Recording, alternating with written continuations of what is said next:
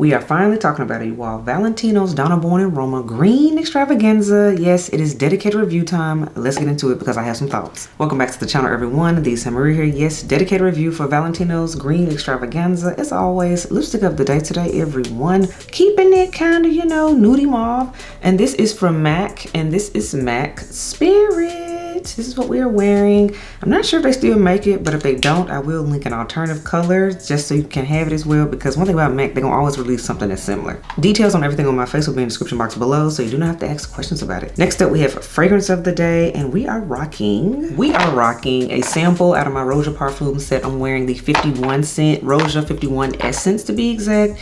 It's cute, it's nice. It's a raspberry scent. She's nice. Not sure if I need a full bottle of it, but it's nice to play in a sample. I've already done a full review on this whole entire set for the ladies, so definitely check the video out if you haven't already. But again, fragrance of the day is Roja number 51 Essence. And now let's get into the belle of the ball, and that is this fragrance right here, Valentino's Donna Born in Roma Green Extravaganza. As always, when it comes to dedicated fragrance reviews, I rate fragrances by 5 categories. The first category is mood, and that is simply, when do I see myself wearing this scent? What time of year? What type of event? What type of situation? We talk about it there. Second category is strength, and that's on a scale of 1 to 10, with 1 being this ain't nothing but water in a pretty bottle, to 10 being nuclear powerhouse juice.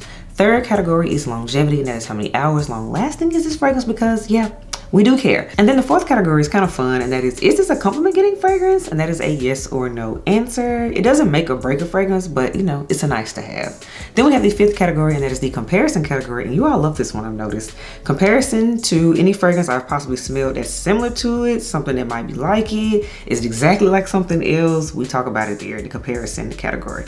Now you know how we do things. Let's get into Valentino's Donna Born in Roma all the way. So this scent is fairly new. This was a spring 2024 release. I did talk about it when I did like a spring roundup walkthrough video. I did, I like to do those seasonally, because whenever there's a new season, particularly spring and fall, it's going to be a whole lot of new fragrance releases, so I just do roundup videos for you all. So this was one that had a lot of buzz about it, I remember, because of the fact it was going to be green, and we don't really get green colored juices, green kind of focused fragrance, whatever you want to call it, because that's just not really common, and especially in the designer world, it's rare we get green colored juice.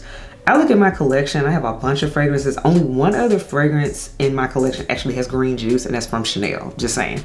But y'all, this right here was going to be exciting because it's going to be a green scent. We haven't seen it every day. So I'm like, okay. I was excited too. I did go and check it out. I remember going to the store to smell it and things. When I first smelled it in person, I was like, oh, okay, whatever. But I was smart. And sometimes, when you shop, you hold on to your scent stripping thing. I kept it with me and I took it home. This was one of those fragrances, I set it next to my laptop at my work desk and everything, and just kept doing what I do. And I was like, I'm smelling something. I'm getting wafts of something. It's a good thing. It was this scent. So as you can see, yeah, that's how we got intrigued by the scent. So let's talk about it. This fragrance is not a standalone scent. In fact, it is a flanker to a hit of a scent. We know it and love it, and that is this one right here, Valentino's Donna Born in Roma. This was a fragrance that literally blew up and took social media, the internet by storm. Whether you was on Instagram, whether you was on YouTube, or you was on TikTok, it does not matter. You know about this fragrance. Love it or hate it, this scent was a hit and a hype beast for sure. I've already done a dedicated review on the original Valentino. Definitely check it out on my channel. In fact, it's been years now since I reviewed you. But yeah. Gotta give credit where credit's due. That is the scent that spawned the whole Donna Born in Roma collection that we have today. So let's get into prices and sizes of the scent that are available. So the good thing is you have a ton of sizes and things that are available for this scent. At this present time, we have 4, and that is the 10 ml size that retails for $36. 10 ml is like the travel size. Then there's a 30 ml, which is the 1 ounce size that retails for $100. There's the 50 ml size, just for context. This is a 50 ml size bottle of Valentino. Again, this is the original one. The 50 ml retails for $140. And then we have the Big Daddy size, the 100 ml, which retails for $170. And this is the 100 ml size. And since I have 2 different sizes in front of me, I'm gonna show you all what they look like just so you can compare. Again, 100 ml size, 50 ml. So you can see the difference. I do like the fact that no matter what size you get the full-on rock stud presentation, the full Valentino presentation. So I think that is a good thing, because okay, we want it no matter what size we get. The notes for this fragrance are rather simple. I gotta say that it's only 3 notes. So we have tea, then in the middle we have jasmine, and then in the base we have vanilla. So this one is not a complex fragrance by any means. Straight to the point if you ask me. Now I'm gonna spray it, you all. I'm gonna get to what I get from the scent. Oh, by the way, if you all remember, I actually started out with this deluxe travel size right here. If y'all remember during the holidays, they had the gift sets that came out, and these size bottles, these are, what size is it? These are 15 mils. They were in the gift sets, if you're wondering what the size is. So we started here, and then we got upgraded again to the 100 ml size. I'm glad I have a travel of it, I'll say that. So let me tell you, with this one, the tea note literally hits you in the face. It smells literally like a herbal spa tea. That is the first thing that hits you in the nose. Then you get the jasmine that's in here, the white floral that we know and love. Jasmine is ever present in so many fragrances, so I know jasmine when I smell it, for sure. And then as you continue to wear it, and especially on skin, that's when you get that infamous and iconic Valentino vanilla. That's what comes out in the base and the dry down. So I have to say, the notes they have on file is exactly what I get. I don't smell any fantasy notes or anything else. Tea, jasmine, and vanilla. That's exactly what it is. Straight to the point. And now let's get into the rating system, because of course that's what you all care about. That's why you watch the video. Mood, y'all. Mood of Valentino Donna Born in Roma. Green extravaganza. That is such a mouthful. Green extravaganza for short. Moving on. So the mood of this scent, you all, 100% calming. Calming, relaxing. Feminine, chill. This is a year-round scent, by the way. Year-round scent. I do agree with them releasing it in spring. That makes the most sense, because there is a kind of like refreshing rebirth thing going on with this fragrance. It's kind of like if you're feeling renewed and rejuvenated. That's literally the point of the season of spring, so that makes sense. Personally, you can wear this year-round. I've actually played in this scent and worn it year-round, so that's why I say that. But if I had to narrow down to just one season, it would be spring. Next up, we have the strength, and that's on a scale of 1 to 10, you all. The strength of this one, I gotta give it a scratch. It is a respectable 8. I don't have to look for this scent. I know it's there. When I spray it on skin, clothing, everything, I'm like, yes, it is there. I don't have to look for it. It doesn't do a disappearing act. I know I sprayed green extravaganza on me. So again, that is an 8 in the strength category. Next category is longevity. Yes, longevity. Now, this is the one, okay. I'm like, one thing about the Valentino line, the scents perform. Overwhelmingly, they do perform, so I don't have any complaints with that. Some perform better than others, of course, but I'm here to say, you all, in this category, I get a solid 6 to 7 hours out of this scent. So I am pleased with it, especially for something that's kind of more herbal and calming. This is respectable. So again, that is 6 to 7 hours. I don't have to look for it and refresh it, unless I just want to after that point. But that's essentially a day, at least the type of day I have, because at that point I'm about to shower and spray something else on anyway.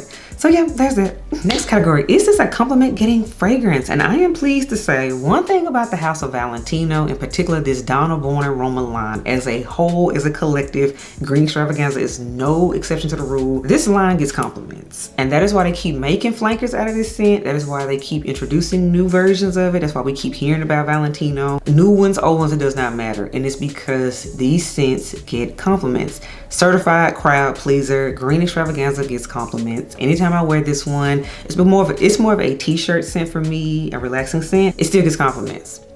It makes me show out without necessarily trying to show out. So I like an effortlessly chic scent, you know, it's giving it. Next category, the comparison category. And does this scent smell like anything else? Naturally, of course, I gotta compare it to its OG flanker of what it's a spinoff of, and that is Valentino's Donna Born in Roma. So we're here.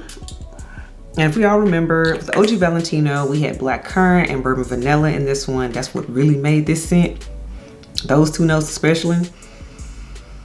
And I'm telling you, these scents do not smell alike. I really want to emphasize that, because even though green extravaganza is technically a flanker of, again, the original Donna Born in Roma, they don't smell alike, you all. They don't, because even the vanillas to me used in this, then the OG is a bourbon vanilla, so it's more boozier, thicker vanilla. This is a brighter and lighter vanilla to me that's in here. You all, Green Extravaganza could have been its own fragrance. It could have been a standalone fragrance. They could have just named this its own thing and not made it a flanker. I get why they did it, because for marketing purposes and, you know, brand recognition, people know what it is, what to expect. It already has a cult following. I get why Valentino did put it in the lineup, but just off of the strength of the smell and the juice itself, this could have been a standalone scent. So yeah, it's a flanker, but not really to me. And by the way, it does not smell like anything else that I have in my collection. I have other tea scents, I've smelled other tea scents, but it doesn't smell like anything else that comes to mind to me. So Green Extravaganza is unique, and I'm glad I have it in my collection because it is a true one-of-one offering in my vast collection at this point.